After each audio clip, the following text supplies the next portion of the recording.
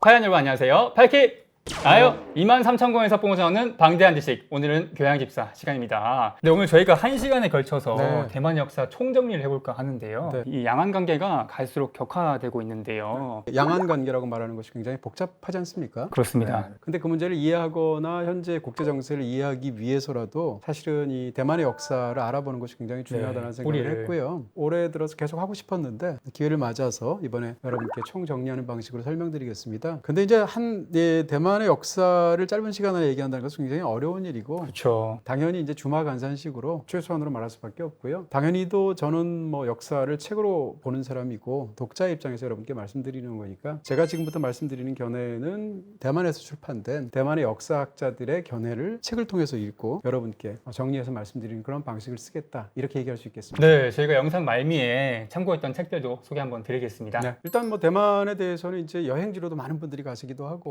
가까우니까요. 네, 실제 뭐 한 두세 시간 정도면 비행기로 가지 않습니까? 그렇죠. 저도 사실은 대만이 최초로 대학 때 갔던 여행지였어요. 최초로 어떠셨어요? 처음 해외여행 가는 거였으니까 굉장히 설렜던 기억이 나고요. 그 당시에 제가 이제 느꼈던 대만에 관한 어떤 기억 중에 하나는 생각보다 굉장히 산세가 험하고 험준하다는 느낌 받았었고요. 단순히 이제 타이베이만 가는 것이 아니라 제 경우는 이제 타이중이라고 그래서 중부지방을 제 관통해서 하이킹 같은 걸 했었거든요.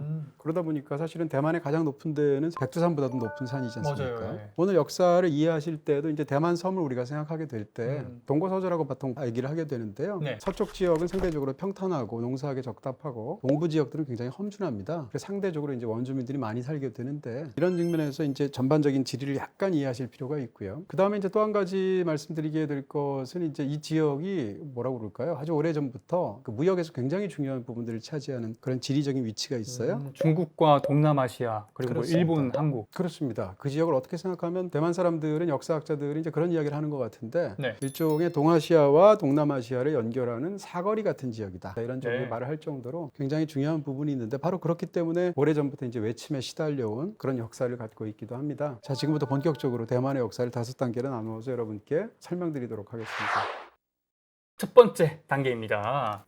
본성인가 외성이 대륙에서 대만으로 건너온 시기의 차이가 있다고 들었어요. 그렇습니다. 이것도 이제 뭐 아주 쉽게 이렇게 한 군데만으로 설명드릴 수는 없겠습니다만, 네. 어쨌건 지금부터 드리는 모든 이야기들 혹은 이제 현재의 굉장히 복잡한 대만인들의 정체성이 있지 않습니까? 그렇죠. 그런 문제들에 관련해서 일단 핵심적으로 알 것이 먼저 필요한 부분이 있어서 이 부분을 먼저 전제하면서 설명드리겠다, 이런 차원에서 1번을 좀 따로 항목을 잡아봤고요. 우리가 흔히 이제 그 대만 안에서의 이제 굉장히 많은 어떤 그런 갈등 같은 것을 이제 본성인과 외성인 사이에서의 갈등이다, 이런 시각으로 특히 이제 대만의 현대사를 보는 시각들이 있습니다. 네. 근데 그렇게 했을 때 본성인은 뭐고 외성인은 뭔가, 이런 얘기를 좀 설명을 드리고 싶은데요. 물론 이렇게 얘기할 때 성이라는 것은 대만 성입니다. 그러니까 우리가 보통 얘기할 때 중국의 어떤 행정 단위로 고대부터 예를 들면 뭐 포젠 성인이 뭐 이런 윈난 성인이 하는 성을 광동성. 하게 되죠. 광동 네. 성인이. 그랬을 때 이제 그 성을 써가지고 이제 본래부터 그 성에 있는 사람들과 외부에서 온 사람들, 이렇게 해서 보통 본성인과 외성이라는 말을 쓰게 되는데요. 이 문제를 이해하기 위해서는 이제 현재 대만 사람들의 구성을 대략 한 4가지 정도로 나눌 수 있다, 이렇게 설명드릴 수 있어요. 4가지요? 네. 첫 번째 부류의 사람들은 이제 민난인이라고 말하는 사람들입니다. 민남인이라고 이제 한자로는 말할 수 있을 텐데요. 그러니까 민남인은 어떤 사람들인가 하면, 자, 여기 지도를 통해서 살짝 보게 되면, 네, 살짝 클로즈업 해주시고요. 그러니까 이게 대만이지 않습니까? 대만인데 이 대만과 이 중국 대륙이 있다고 얘기했을 때 보통 이 양자 사이를 양안 관계라고 했었죠. 자, 근데 어쨌건 이 대만 섬 입장에서 본다면 바로 가장 가까이 있는 중국 이 지역이 바로 푸젠성입니다.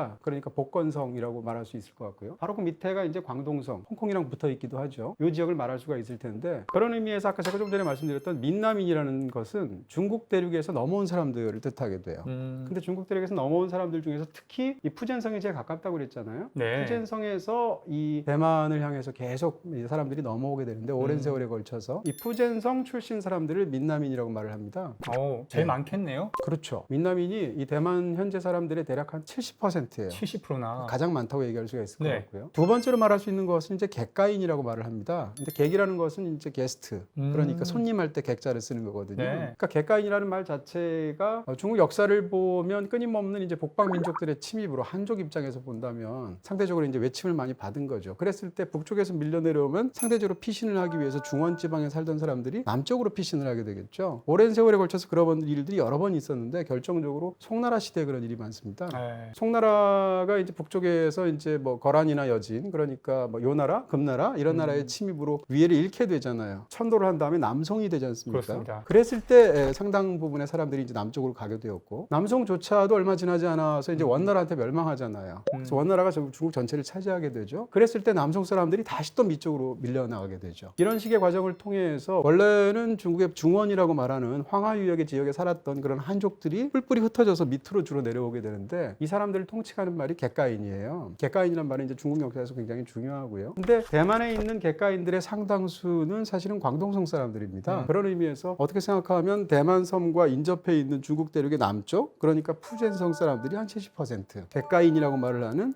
광동성에서 온 사람들이 보통 한 10%가 조금 넘게 되어 있습니다. 그렇게 해서 이 두 종류의 합치면 벌써 80%가 넘잖아요. 네. 이 두 사람들, 이 두 부류의 사람들이 대만 인구의 사실은 상당 부분, 대다수를 차지하고 있다, 이렇게 말씀드릴 수가 있을 것 같고요. 그럼 나머지는 뭐냐라고 얘기하는데, 나머지는 주로 예를 들어서 특히 그 중에서도 이제 1949년도가 되면 국민당하고 공산당하고의 싸움에서 국민당이 패배하게 되잖아요. 네. 국공내전이. 국국내전에서 이제 패배해서 장세시 정부가 대만으로 넘어오게 되는데, 그 넘어오는 시기에 대거 중국 본토 사람들이 넘어오죠. 그러니까 1949년도 이후 뭐 전후에서 오게 된 중국 본토 사람들, 바깥에서 왔다 해서 그 사람들을 외성인이라고 부르게 됩니다. 근데 그 인구가 뭐 한 200만 명 된다고 들었어요. 그렇습니다. 지금 뭐 대만 인구가 한 2,300만 되니까 대략 네. 한 10% 정도가 되는 건데요. 그리고 나머지는 무엇인가라는 것인데, 나머지는 원주민입니다. 대만 원주민이라고 우리가 말하는 사람들은 쉽게 얘기하면 이제 지금까지 말한 사람은 전부 다 한족이에요. 그러니까 객가인이라든지 뭐 푸젠성에서 온 민남인이라든지 아니면 외성인이라고 말하는 사람들 다 한족인데, 원주민은 애초부터 그들이 오기 전부터 원래 이 대만 섬에 살았던 사람들이 있겠죠. 이 사람들은 사실 인종적으로도 완전히 다릅니다. 이것을 보통 뭐라고 이야기하냐면 이제 오스트로네시안이라고 말을 하게 되는데, 네. 오스트로라는 얘기는 이제 오스트레일리아랄 때랑 라틴어 어원이 같아서 남쪽이라는 뜻이고요. 네시안이라는 말은 섬이라는 뜻이잖아요. 오스트로네시안이라고 우리가 지칭하는 사람들은 지금 보면 예를 들면 아프리카로 얘기한다면 여기가 이제 마다가스카르잖아요. 네. 그다음에 여기가 이제 인도네시아고 필리핀이고 이쪽이 태평양이지 않습니까? 네. 지금 이 지역을 통틀어서 사는 사람들을 보통 오스트로네시안이라고 말을 해요. 깜짝 놀란 게 이스터 섬에 모아이 석상을 세운 그 부족들도 그렇습니다. 같은 계통이라고요. 그러니까 어떻게 보면 가장 멀리 퍼져 있다고 말할 수 있을 텐데요. 네. 그러니까 요쪽에 있는 거지 않습니까? 네. 그러니까 이 전체 지역에서 사실은 퍼져 살고 있는 그런 어떤 야, 민족적인 구성을 갖고 있죠. 대항해 민족이네요. 어쨌건 이 지역에 살고 있는 사람들을 인종적으로 떠올려 보면 지금 중국 쪽에 살고 있는 사람들하고 인종적으로 판이하게 다르다는 걸 알 수 있을 것이고요. 이들이 이제 원주민들인데, 네. 원주민은 현재 입장에서는 대략 그 대만 정부에서는 2%로 추산해요. 한 50만 명 정도. 그렇죠. 그러니까 굉장히 인구가 적다고 말할 수가 있겠죠. 그러니까 이 대만 문제를 생각하게 될 때 많은 사람들이 이런 민족적인 부분하고 생각해서 착각하고 있는 것 중에 하나는, 보통 이제 본성인과 외성인 사이에 갈등이 있다, 혹은 대만에 원래 살던 사람들과 중국에서 넘어온 사람 사이에 갈등이 있다라고 말을 할 때 한족과 원주민 사이의 갈등이라고 보통 생각해요. 근데 그게 아닙니다. 한족과 이 원주민 사이에서 갈등이 있었던 시대들도 있었었죠. 네. 그렇지만 지금 현재 문제가 되고 있는, 지금 현재 갈등을 일으키고 있는 본성인과 외성인 사이의 대결은 기본적으로는 인종적으로 얘기하면 다 한족끼리 갈등이 있는 것이고요. 아까 말씀드린 것처럼 민남인 혹은 객가인, 이들을 보통 우리가 일반적으로 대만인이라고 이야기를 하죠. 네. 물론 여기다가 이제 원주민까지 섞어서 합쳐서 이 세 부류를 원성인이라고 말을 하고요. 나머지 한 부류인 1949년도를 전후해서 넘어오게 된 중국의 한족들을 외성인이라고 말을 하죠. 그런 측면에서 이런 역사적인 배경을 갖고 있다는 것을 먼저 설명을 들어야 좀 이해가 되실 것 같아서 말씀을 드렸고요. 또 한 가지는 언어적인 문제가 있습니다. 사실 네. 이제 우리는 이제 중국의 언어들을 생각하게 될 때 한국 비슷하게 생각하게 되지 않습니까? 그러니까 우리나라에서도 이제 지방에 가게 되면 사투리가 있잖아요. 네, 그 정도의 차이. 라고 생각하죠.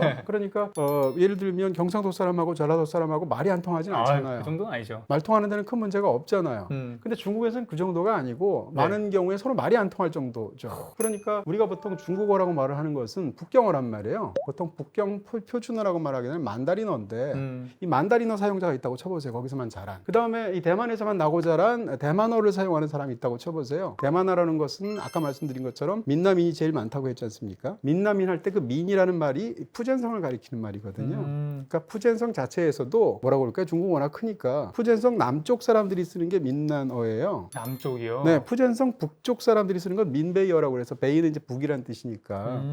그러니까 대만어는 아까 말씀드린 것처럼 주로 푸젠성 사람들이 이주를 했다고 그랬잖아요. 아, 남쪽이 더 가까우니까. 그렇죠. 그러니까 남쪽으로 이주한 그 사람들의 일종의 약간 뭐라고 그럴까요? 변형된 언어라고 말할 수 있고요. 네. 말하자면 대만어는 민난어의 일종인 것이죠. 어쨌건 대만어를 사용하는 사람 입장에서는 북경 그 만다린어 만다리노를 사용하는 사람과 두 사람이 각각의 대화를 하게 되면 사실은 대화가 잘 안 통하겠죠. 이것 때문에 사실은 대만 현대사에서 가장 큰 비극 중에 하나인 228 사건 때 어떤 일들이 벌어지기도 합니다. 이런 식으로 우리가 이제 중국 영화들을 보게 되면 홍콩 배우들이 만다리노를 사용하지 못해서 굉장히 촬영할 때 어려움을 겪었고, 뭐 예를 들면 양조위 같은 사람이 만다리노를 배우려고 굉장히 노력했다, 이런 말들이 나와요. 그러니까 그런 상황에서 우리는 얼핏 생각하면, 아니 홍콩 배우가 중국 말을 쓰게 되면 마치 우리가 생각할 때 경상도에 베이스가 없는 최민식 씨가 범죄와의 전쟁에 출연하기 위해서 경상도 사투리를 익히는 정도, 이렇게 생각하잖아요. 근데 그게 그렇지 않다는 거예요. 완전히 어떻게 생각하면 똑같이 한자어를 사용하지만 그 언어적인 뉘앙스는 굉장히 차이가 있다라는 어떤 측면을 먼저 말씀드릴 수가 있고요. 한자로도 그렇습니다. 한자로도 이제 오랜 세월이 지나면서 한자가 갖고 있는 장점과 단점들이 있을 텐데, 단점은 한자가 뭐라고 그러나 뜻글자라고 이제 말을 할 수가 있으니까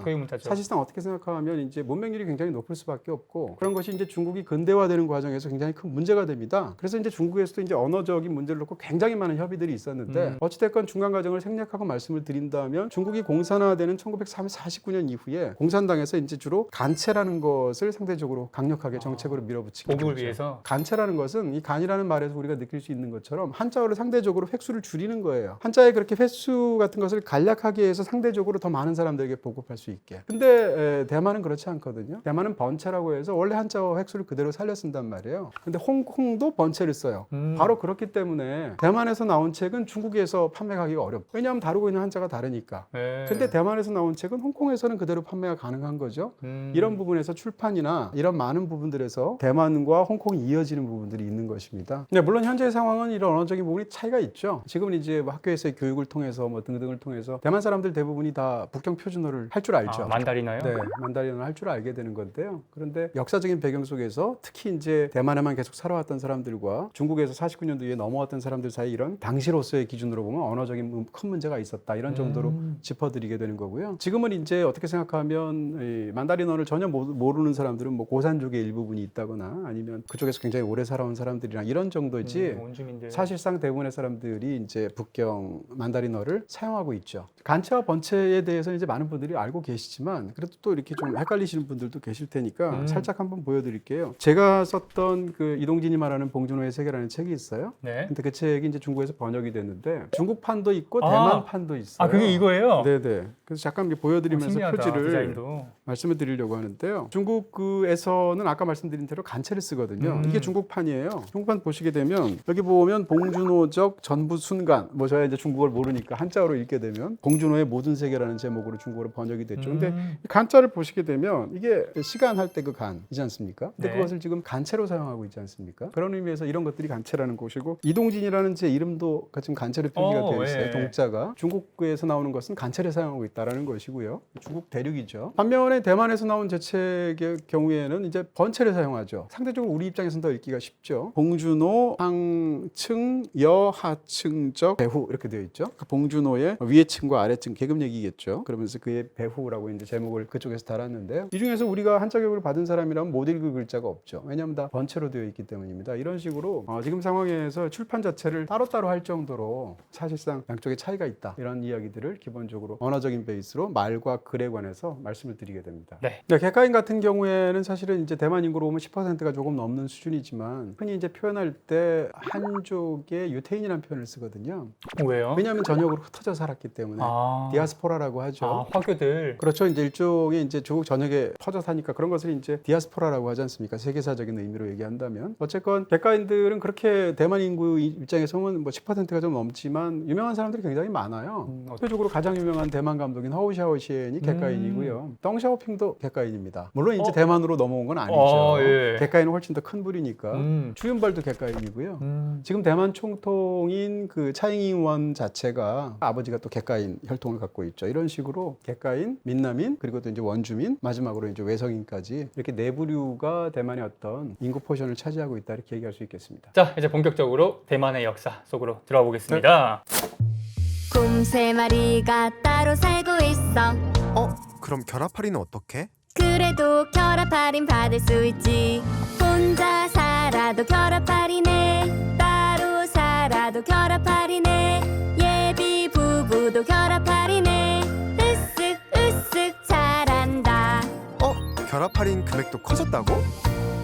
네덜란드, 스페인, 정씨 왕국. 네, 순서대로. 17세기에 여러 지배 세력들이 있었죠. 그렇습니다. 이제 사실은 대만의 역사를 얘기하는데 왜 네덜란드 얘기부터 시작해야 되는가 이런 의문이 있을 수 있어요. 그러게요. 우리가 이제 한 지역, 한 나라 이런 것의 역사를 이야기하게 될 때 보통 선사시대와 역사시대로 나누지 않습니까? 선사시대와 역사시대를 나누는 기준은 기록이에요. 선사라는 것은 역사 이전이란 말일 텐데 예를 들어서 뭐 구석기 시대, 신석기 시대 이런 시대에 문자 같은 것은 거의 없을 거 아니에요. 네. 역사라는 것은 어떻게 생각하면 문자로 기록된 걸 이후를 이야기를 하게 되죠. 대만의 역사는 과연 몇 년일까라고 얘기할 때 대만이라는 곳에 살아온 사람들의 역사는 훨씬 더 길겠죠. 네, 뭐 구석기, 신석기 당연히 있죠. 지금 네. 발견되어 있고요. 그럼에도 불구하고 대만의 역사를 보통 어떻게 이야기할 수 있냐면 역사시대, 선사시대를 기준으로 하면 아까 말씀드린 대로 기록으로 보기 때문에 네. 기록으로 보면 400년 된 역사라고 보통 얘기를 하게 됩니다. 그래서 대만 역사에서 1624년도가 굉장히 중요해요. 자, 그러니까 이 얘기는 어떻게 생각하면 아메리카 원주민하고 비슷해요. 우리가 보통 아메리카 인디언이라고 말했던 사람들, 그 사람들은 오래전부터 아메리카 대륙에 살아왔잖아요. 근데 그들에게는 문자가 없었거나 문자가 있었다고 하더라도 후대에 전해지지 않았죠. 우리는 1492년도에 콜럼버스가 이제 그쪽 입장에서 신대륙에 도착하게 됐을 때 그 이전에 아메리카 인디언들의 역사를 우리는 모른단 말이에요. 아, 그럼 대만도 대만에 발을 들인 다른 사람들에 의해서 역사가 네, 어떻게 기술됐군요. 생각하면 약간 좀 불행한 측면도 있고요. 그 다음에 이제 대만 섬을 기준으로 말한다면 상대적으로 문명이 좀 늦게 시작했다 이렇게 말할 수가 있겠죠. 그런 상황에서 일단 이 얘기를 하기 위해서는 당시의 상황을 조금 설명드려야 됩니다. 왜냐하면 대만의 역사라는 것은 아까 말씀드린 것처럼 이 무역이라든지 여러 가지 상황에서 굉장히 중요한 지리적인 위치에 있었기 때문에 이 배경을 조금 이해해야 될 것 같은데요. 저희 뭐 그동안 이 파이아케를 보신 분들이라면 이제 대항해 시대 얘기도 많이 드렸었던 것 같은데요. 네. 그러니까 이제 15세기가 되면 대항해 시대가 보통 열린다고 하잖아요. 보통 1415년을 시작이라고 말을 하게 되는데 적극적으로 유럽이 제국주의 시대로 이어지는 어떤 그런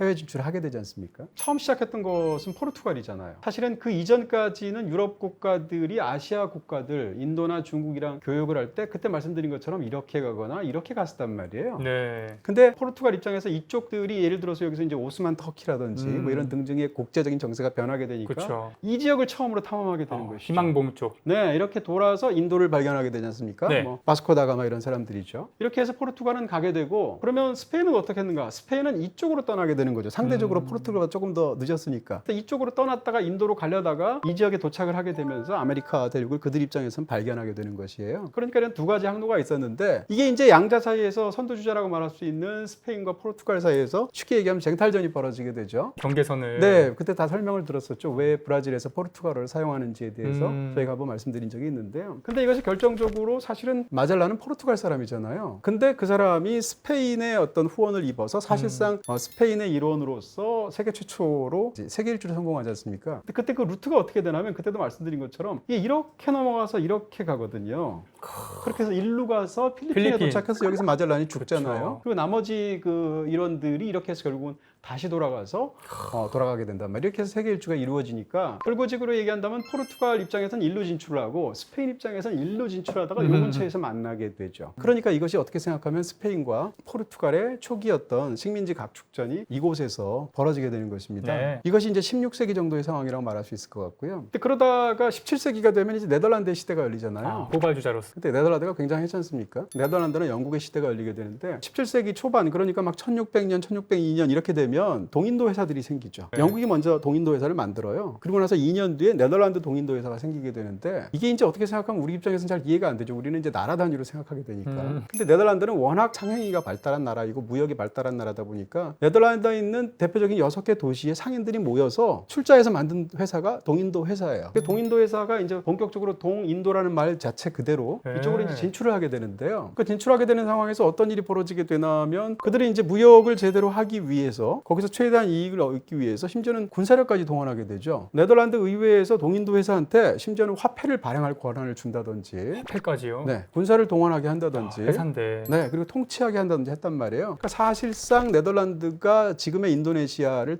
식민지로 점령하게 될 때 사실상 그 점령의 주체이면서 그 행정의 주체이고 그것을 군림한 주체 자체가 동인도 회사인 거예요. 마카오 같은 곳이 포르투갈 식민지였지 않습니까? 그러니까 한번 생각해 보세요. 이 지역엔 포르투갈이 있었죠. 필리핀 스페인을 식민지로 점령하고 있었던 스페인이 있었죠. 그 다음에 이제 막 도착해서 인도네시아를 중점으로 해서 당시에 명나라랑 교역을 하고 혹은 그 넘어서서 일본이랑 교역을 하고 싶어 했었던, 그렇게 뻗어나고 싶어 했던 네덜란드가 있었단 말이에요. 근데 이들이 이 동아시아 지역과 동남아시아 지역 사이를 연결하는 항로에서 가장 중요한 곳이 어디겠어요? 그러다 보니까 이 대만 지역을 차지하는 것이 굉장히 중요해집니다. 그게 이제 17세기 상황이다, 이렇게 말씀드릴 수가 있고요. 네, 그런 상황에서 이제 그 대만 쪽에 본격적으로 진출해 사실은 먼저 한 것은 스페인인데, 스페인이 번번이 대만을 점령하려고 하다 실패하는데 태풍 때문에 실패해요. 이 지역이 사실은 최근에도 뭐 거대한 지진이 있기도 하고 자연재해 같은 것이 또 굉장히 많은 지역이잖아요. 대만 해협의 날씨도 그렇게 좋은 것은 아니고요. 예전 기준으로 얘기하면 남쪽이 더 중요했었거든요. 지금은 타이베이가 북쪽에 있지만 보통 타이난이라고 말하는 지역이죠. 네. 지금도 뭐 타이난이라고 하죠. 그렇죠. 그 타이난 쪽을 점령을 하게 되죠. 그게 1624년도인데 이거를 보통 대만 역사에서 이 문자가 있는 그런 역사에 보통 시발점으로 생각하는 경우가 많습니다. 그리고 나서 이제 본격적으로 진출하게 되니까 스페인은 어떻게 했어요? 자기들이 먼저 진출했는데 대만은 이들이 먼저 진출했단 말이에요. 아, 그래서 북쪽을. 그렇습니다. 그래서 타이베이지, 뭐 예전에는 타이베이 지역을 단수이라고도 불렀거든요. 요즘은 타이베이가 있으면 우리가 보통 그 말할 수 없는 비밀에 나오는 그 도시를 단수이잖아요.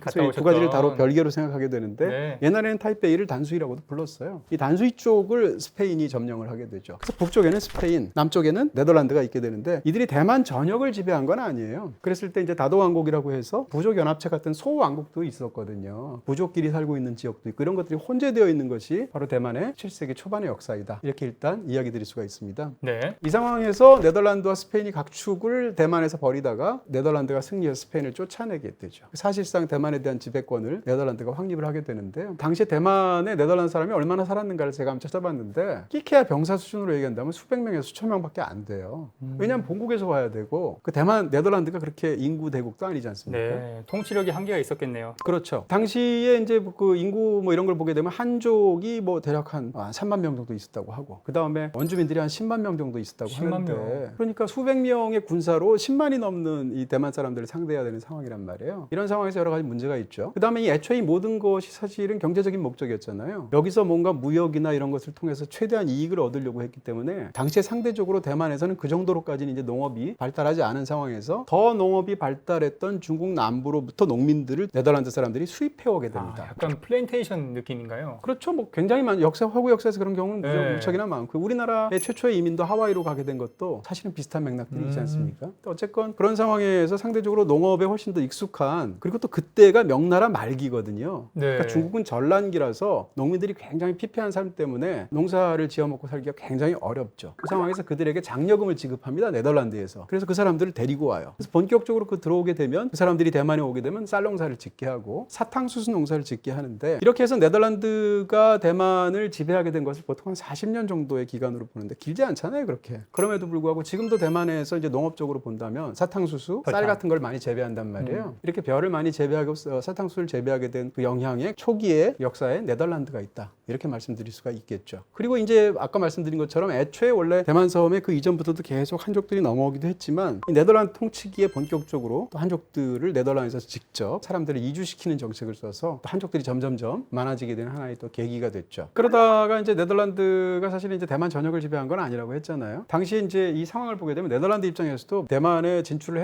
했지만 그걸 유지하기가 굉장히 어렵습니다. 당시 상황이. 왜냐하면 국제 정세가 굉장히 복잡했기 때문인데요. 예를 들어서 이제 뭐 일본의 왜구들도 있고 또 일본의 이제 무역상들도 있을 거 아니에요. 또 왜구가 무역상의 성격을 띈 적도 있고, 그런 상황에서 이제 일본의 무역하는 해상을 통해서 하는 그런 무역 상인들이 이곳까지 진출해 있기도 했고요. 실제로 중국 남쪽에 예전에는 이제 한 나라가 있다고 할지라도 한 나라의 통치 권력이 진짜 국토 전체 말단까지 다 가는 게 아니잖아요. 중국 남부에 뭐 네. 광동성 이런 데까지도 거의 다 영향이 안 미쳤다고 들었어요. 그렇습니다. 물론 이제 큰 단위, 현 단위 이런 데는 다 영향이 미쳤었겠습니다만 그런 부분에서 중국 남쪽의 해안 쪽을 주름 잡고 있던 해상 세력들이 있단 말이에요. 네. 뭐 공식적으로는 당연히 이제 명나라의 신하들일 수도 있고 일부일 수도 있죠. 이런 해상 세력이 이제 우리나라로 얘기한다면 장보고 같은 사람을 떠올리게 하면 될 것 같아요. 그거 외에 아까 말씀드린 것처럼 서구 세력들이 본격적으로 16세기에 밀고 들어와서 스페인, 뭐 포르투갈, 네덜란드, 영국 이런 세력들이 있었단 말이에요. 이런 것이 굉장히 복잡했기 때문에 유지하기가 어려웠는데 실제로 일본하고도 충돌이 많았습니다. 네덜란드가. 근데 일본 입장에서 일본에서 굉장히 중요한 사건이 17세기에 벌어지게 되는데 에도 막부가 쇄국 정책을 갑자기 실시하게 되거든요. 뭐 예를 들면 천주교라든지 여러 가지 문제들이 있어서 영화 사일런스 같은 영화를 보시게 되면 마틴 스콜세지의 그 당시의 상황이 굉장히 자세하게 나와요. 그렇게 해서 이제 일본 문제는 문제는 뭐 어떻게 생각하면 일본 국내 사정 때문에 강제적으로 해결이 되죠. 그렇지만 아까 말씀드린 것처럼 이 뭐라고 할까요? 중국 남쪽에 있었던 해상 세력 중에 대표적인 사람이 정지룡이라는 사람이 있거든요. 그 사람의 아들이 이제 정성공인데 정성공 자체가 중국 역사와 대만 역사에서 굉장히 중요한 인물입니다.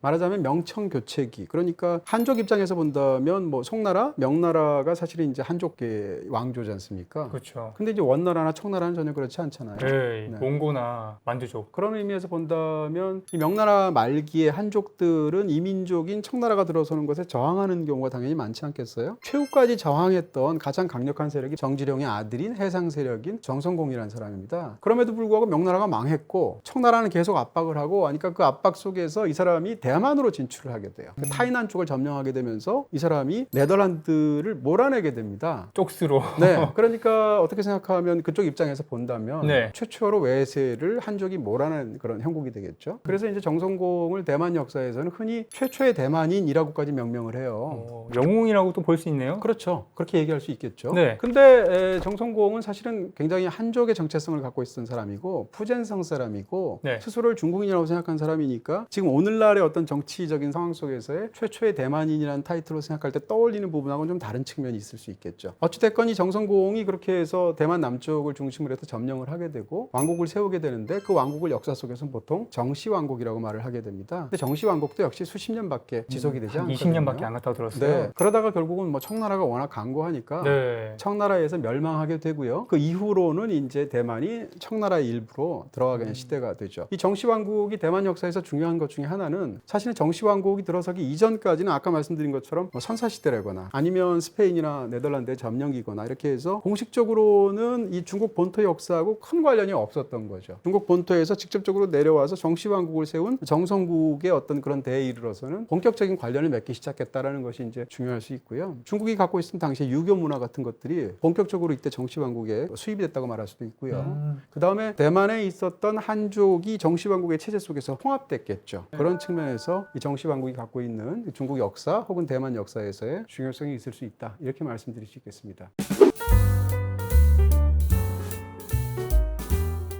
네, 다음 역사는요.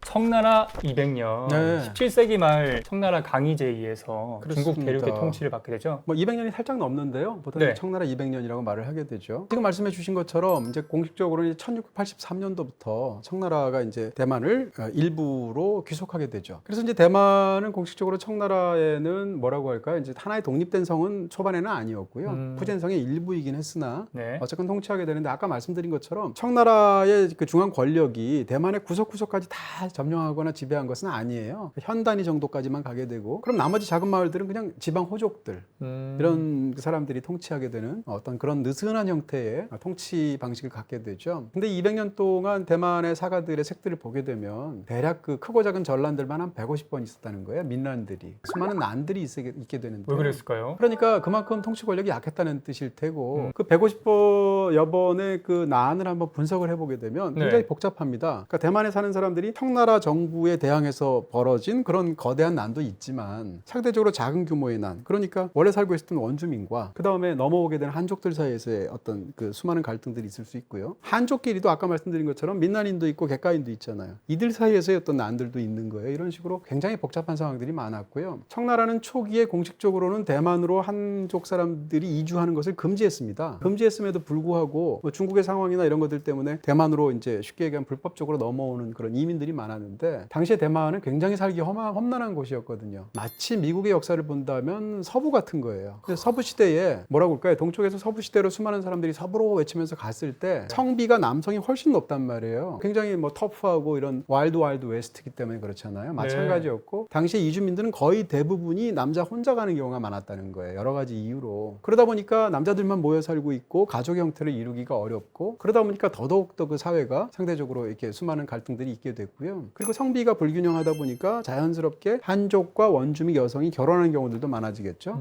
그럼 점점점 원주민 입장에서는 한족이 되겠죠. 그런데 이제 여기서 이제 어떻게 보면 대만인 입장에서는 중국 본토인의 뿌리 깊은 차별을 받아온 그런 역사가 또 있거든요. 청나라도 마찬가지일 텐데 이 대만에 원래 살고 있었던 원주민들을 인종적으로도 다른 부분도 있다고 했었죠. 그들을 청나라 입장에서는 상대적으로는 이제 그들 한족으로 동화시키려는 정책도 썼지만 거기에 반발하는 또 원주민들도 있을 거 아니에요. 아니에요. 이들은 굉장히 배척하는 정책을 쓰기도 했단 말이에요. 그래서 이 원주민을 지칭하는 한자어가 번이에요. 번인데 그 번 중에서 두 부류로 나누어서 상대적으로 청나라에 세금도 바치고 한족 교화 정책에 잘 따르는 사람들은 숙번이란 말을 썼단 말이에요. 익힐 숙자를 써서. 근데 뻗대면서 거기에 저항하면서 세금도 안 내고 이러는 원주민들은 생번이라는 말을 썼어요. 근데 이 번이라는 말 자체가 멸칭이거든요. 그러니까 중국에서 중화 사상 입장에서 동서남북을 가리킬 때 다 오랑캐에 해당하는 한자들을 사용을 해서 보통 지칭하는 경우가 있지 않습니까? 마찬가지로 번도 오랑캐란 뜻인데요. 그러다 보니까 생번과 숙번으로 나뉘게 됐는데 숙번은 주로 평지 쪽에 사는 사람들이었고 생번은 주로 고산지대에 사는 사람들이었단 말이에요. 그러다 보니까 숙번이라고 말하는 사람들이 사실 이제 평포족이라고 말을 하고 그 다음에 생번이라고 있는 사람들을 고산족이라고 말하게 되는데 지금 현재 대만에서는 원주민을 얘기할 때 이 평포족은 원주민으로 보통 안 치죠. 왜냐하면 상당 부분 다 한족에 동화가 되었기 때문에. 그래서 아까 말씀드렸던 2%의 원주민이라고 말하는 것은 보통 고산족입니다. 그리고 아까 말씀드린 것처럼 번이란 말은 멸칭이기 때문에 지금은 그 말을 사용하지 않죠. 그래서 지금은 보통 남아있는 이 과거의 입장에서 본다면 생번이라고 말을 했던 그 원주민들을 고산족으로 지칭을 하고 있죠. 그게 대만 인구의 2%를 이루고 있는데 이런 변화가 사실은 청나라 때 이루어지기도 했다. 이렇게 말씀드릴 수가 있고요. 어쨌건 청나라 200년 중에 상대적으로 청나라는 대만을 굉장히 느슨하게 통치를 했죠. 근데 이 느슨한 통치가 특정한 상황이 되면 급변하게 됩니다. 그게 바로 1860년대에 벌어지게 되는데요. 네. 이때는 뭐 사실 세계적인 사화적인 사건들이 벌어지게 되죠. 서구 열강이 동아시아로 밀려오게 되면서 다 개항을 하지 않습니까? 우리나라에도 뭐 한 1876년도에 개항하잖아요. 강원도 조약. 그렇죠. 그리고 사실은 뭐 일본 입장에서는 한 20년 먼저, 그 다음에 아편 전쟁 때문에 중국 입장에서는 한 30년 먼저 개항을 하게 되잖아요. 네. 이런 식으로 개항을 하게 되는데 개항을 대만의 경우에는 1960년대 했어요. 항구들 열었단 말이에요. 그 전까지는 원래 이 대만은 사실은 무역항으로 예전부터 발달해 왔는데 이때는 사실은 뭐라고 그럴까요? 그런 무역들을 못 하도록 했었던 거죠. 그러다가 개항이 되니까 다시 뭐라고 그럴까요? 국제무역에서의 사거리 역할을 하게 되는 거예요. 그렇게 했던 가장 중요한 이유 중에 하나는 이 대만 지역이 청나라 입장에서 얼마나 중요한지를 뭐 군사적으로 여러 가지로 깨닫게 된 겁니다. 여기서 이제 대만에서 벌어진 일들은 사실 이때부터는 우리나라에서 구한말에 벌어진 일들하고 비슷한 일들이 굉장히 많죠. 우리나라도 무슨 신미양요, 병인양요 이런 걸 생각하게 되는데 네. 신미양요 때도 제너럴 셔먼호라는 배가 왔을 때 예를 들면 통상을 요구했을 때 우리가 응하지 않고 거기에 싸워서 처형하거나 이런 일이 있었지 않습니까? 네. 대만에서는 어떤 일이 있었냐면 1860년대와 70년대에 미국의 상선이 그것을 이제 보통 로보 사건이라고 말을 하는데요. 로보라고 하는 어떤 배가 도착을 하게 됐는데 난파를 했어요. 그 선원들이 난파를 해서 대만의 해안에 도착하게 됐는데 그쪽은 아까 말씀드린 것처럼 대만 원주민이 사는 지역이었는데 그들을 처형을 해서 목을 베게 됩니다. 참수를 하게 되는 일이 벌어지게 되고요. 그로부터 3, 4년이 지나게 되면 역시 마찬가지로 지금은 일본의 일부이지만 그 당시에는 아니었던 류큐 왕국이 있죠.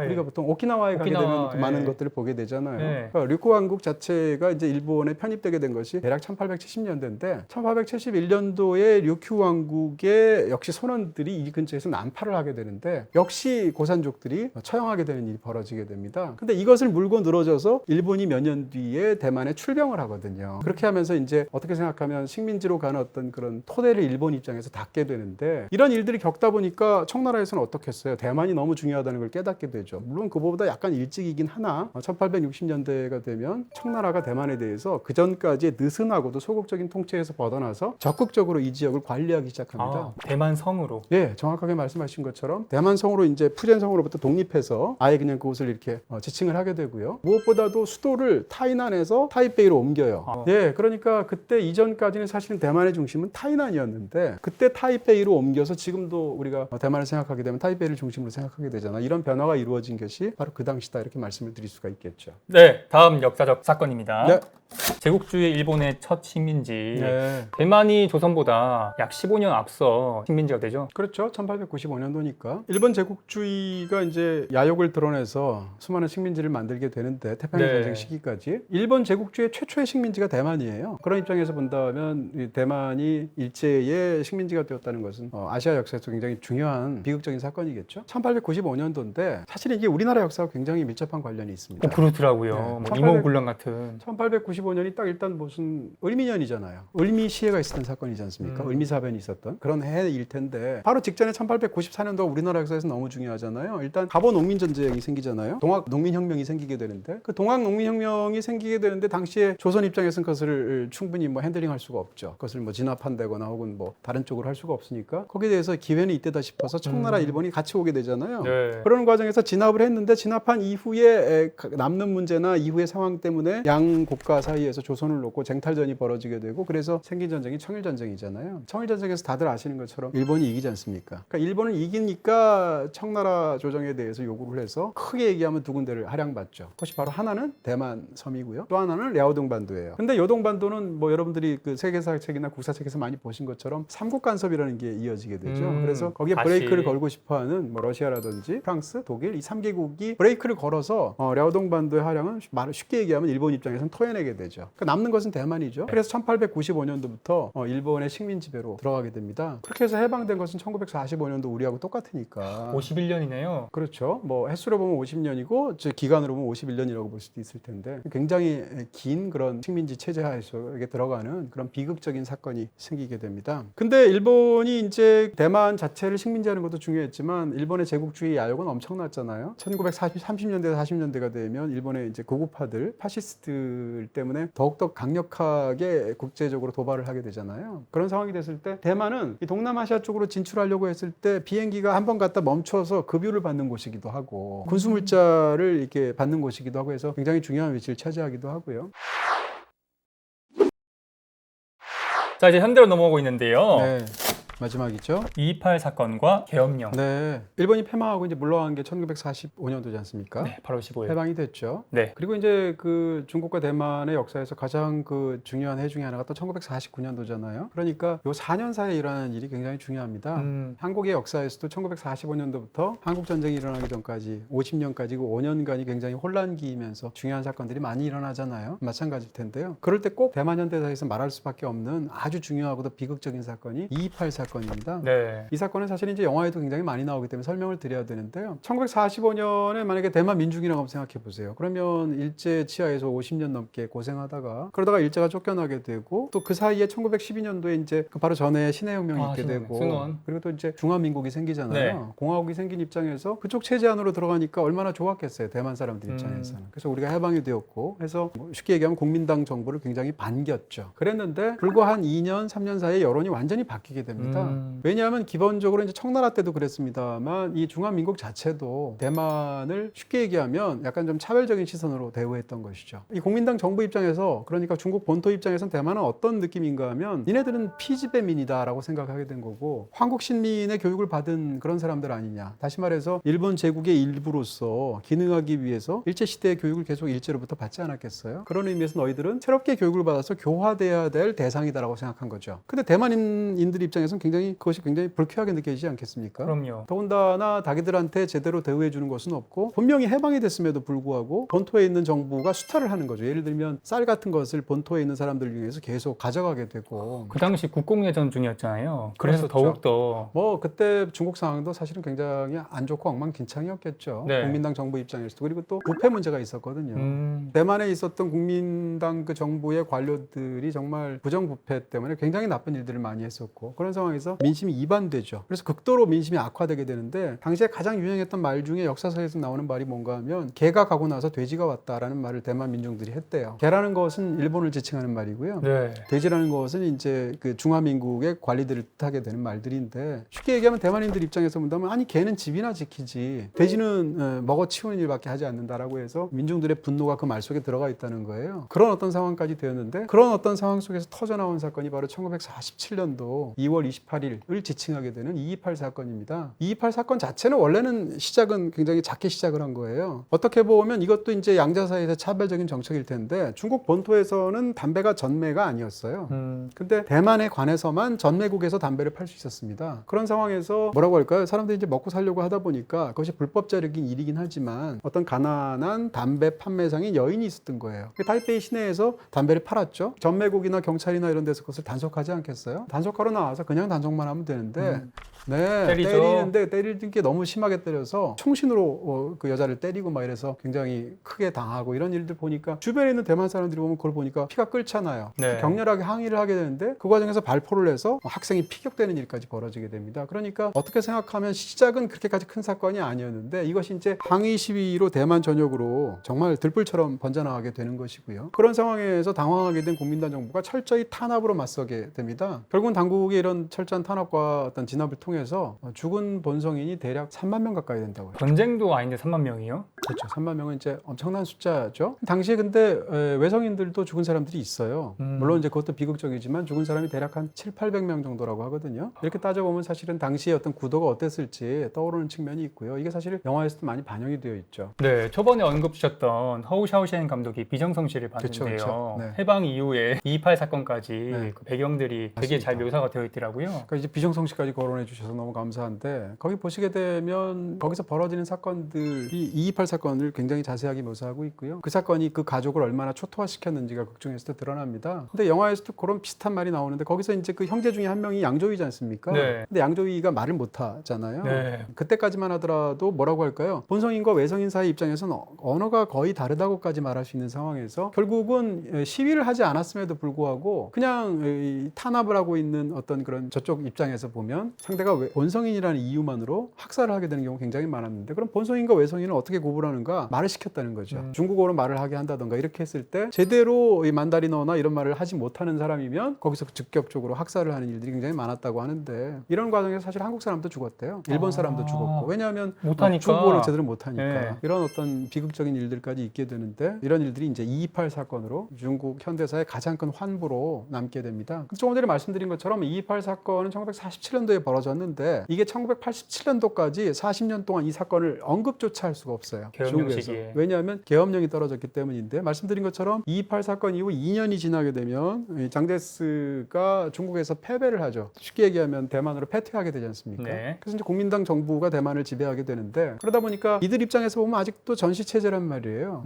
그러니까 전시체제에서는 계엄령을 선포를 하게 되는 것이죠. 근데 그렇게 선포했던 계엄령을 무려 1987년도까지 계속 계엄령을 그대로 선포하죠. 49년도부터. 그러니까 횟수로만 따지게 되면 38년 동안 계엄을 선포하게 되는 건데 이 38년이라는 계엄령 기간은 전 세계 최장 기간이래요. 장잭스가 네. 죽으니까 또 그의 아들인 장진고가 네. 또 계엄령을 이어갔다고. 장진고의 어떤 상황에서 그것을 철폐한 것도 장진고지만 네. 장진고가 어떤 무슨 민주화를 당기고 이래서 철폐한 것이 아니라 쉽게 얘기하면 그런 요구에 떠밀려서 그렇게 했다고 말을 할 수 있을 것이고요. 근데 이게 38년을 이제 대만의 역사서를 보면 사람들에 따라서는 43년으로 보기도 해요. 왜냐하면 계엄령이 완전히 해제된 시기를 이제 임시계엄령까지 치게 되면 이 대만 국토의 어떤 지역에서는 그로부터 5년 뒤에 계엄령이 최종 해제가 된다는 거예요. 그렇게 따지면 무려 43년 동안 계엄령이 있다는 건데 계엄령이 있다는 것이 사실 요즘 젊은 세대 입장에서는 상상이 안 될 수도 있잖아요. 근데 말하자면 이제 군사적인 체제 속에서 국민의 기본권들이 다 제한이 되는 것이죠. 무슨 언론, 출판, 집회, 결사의 자유 같은 거. 그 다음에 밤이 되면 다닐 수도 통금. 없어요. 통금이 있지 않습니까? 네. 우리나라에도 통금이 있었던 시절이 있었죠. 혹은 뭐 여러 가지 해외여행을 금지한다든가 이런 수많은 것으로 국민 자유가 상당 부분 억압이 되는 것인데요. 이런 상황에서 뭐라고 할까요? 일당 독재죠. 그러니까 국민당 정부만 있고 다른 당을 만들 수조차 없었어요. 거기에 대항하는 야당이 생긴 것이 1986년도까지 와야 됩니다. 그때까지만 하더라도 당을 만들 수가 없어요. 국민당 바깥에서. 근데 그렇게 해서 처음으로 당시의 체제로서는 불법이지만 민주화로 가는 굉장히 중요한 진전이었겠죠. 그 만들어진 당이 지금 집권당인 민진당이에요. 아, 민주신보당. 그런 의미에서 그것이 이제 지금까지 이어지게 되는 것이고 87년도가 되면 말씀드린 대로 계엄령이 해제가 되고요. 그 전까지 말씀드렸던 계엄령 시기하에서 대만 사람들이 겪은 고초들은 굉장하죠. 그래서 거기에 관해서는 이제 수많은 백색 테러라고 말할 수 있는 수많은 어떤 탄압과 지식인들을 체포하거나 살해하거나 이런 일들이 벌어지게 되고요. 그러다가 이제 80년대 후반이 되면 말씀드린 것처럼 이제 민주화가 서서히 시작되게 되는 것인데요. 대만의 총통을 최초로 대만 사람들이 직접 뽑게 된 해가 1995년도거든요. 그렇게 되고요. 그로부터 5년이 더 지나서 두 번째 선거였던 2000년도가 되면 대만 역사상 처음으로 정권 교체가 이루어지죠. 아, 천수이벤. 네, 천수이벤의 민주당이 최초로 집권을 하고요. 8년을 집권하지만 다시 이제 마잉주 민주가 국민당으로 집권을 해서 또다시 8년을 집권하게 되고 그러다가 2016년이 되면 지금 현재 집권하고 있는 또 다른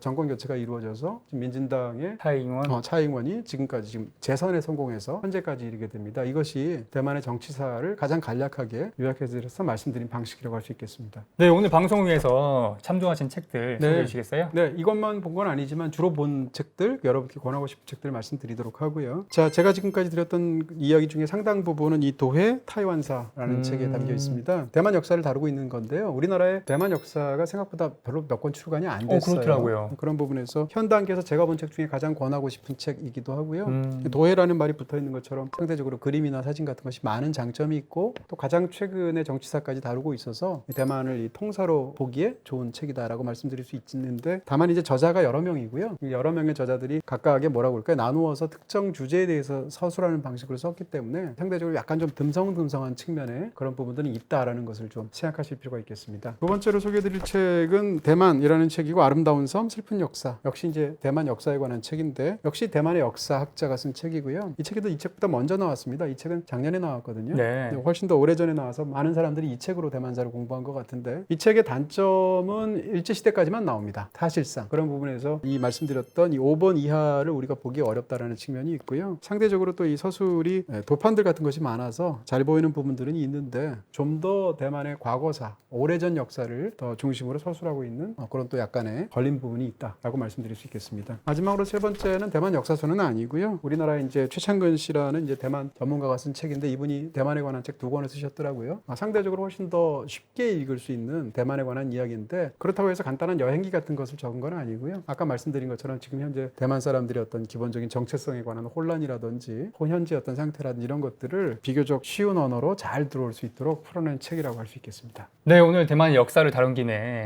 대만 영화 또 좋은 게 많지 않습니까? 이 영화 중에 뭐가 있을까? 수많은 많은 영화들이 있을 텐데 일단 비교적 최근에 개봉한 공포 영화 장르 중에 또 반교. 네, 반교 수작입니다. 재미있고요. 당연히 공포 영화니까 약간 무섭기도 한데 그 영화 속에서의 공포의 핵심은 어떻게 생각하면 2.28 사건 이후에 그러니까 1960년대 대략 모델로 한 당시의 그 엄혹한 계엄령 하에서의 상황, 이 상황을 어떤 공포의 핵심적인 주제로 끌어들인 작품이에요. 그런 면에서 역사 공부에도 굉장히 흥미롭게 보실 수 있는 그런 작품이라고 할 수 있겠습니다. 네, 그리고 이렇게 구체적으로 역사적인 배경을 다루고 있는 것은 아니지만 에드워드 양이라는 또 거목 중에 거목이 있죠. 에드워드 양이 만든 허다한 영화들 중에서 특별히 여러분께 권해드리고 싶은 하나 그리고 둘이라는 작품이 있습니다. 가족 이야기죠. 네, 가족 영화인데 참 정말 깊은 아주 훌륭한 걸작이라고 말할 수 있고요. 이 작품도 한번 같이 보시게 되면 오늘날의 어떤 대만 가족들의 어떤 초상에 대해서도 엿볼 수 있는 그런 기회가 되지 않을까 싶습니다. 평론가님께서 추천하신 두 편의 영화 반교 그리고 하나 그리고 둘은 BTV에서 보실 수 있고요. 영화 월정액 오션에 가입하시면 무제한으로 감상하실 수 있습니다. 또 다른 컨텐츠로 교양집사는 계속됩니다. 파이야! 기야. 생방을 주방에서, 생방을 안방에서, 생방을 내 방에서, BTV 에어에서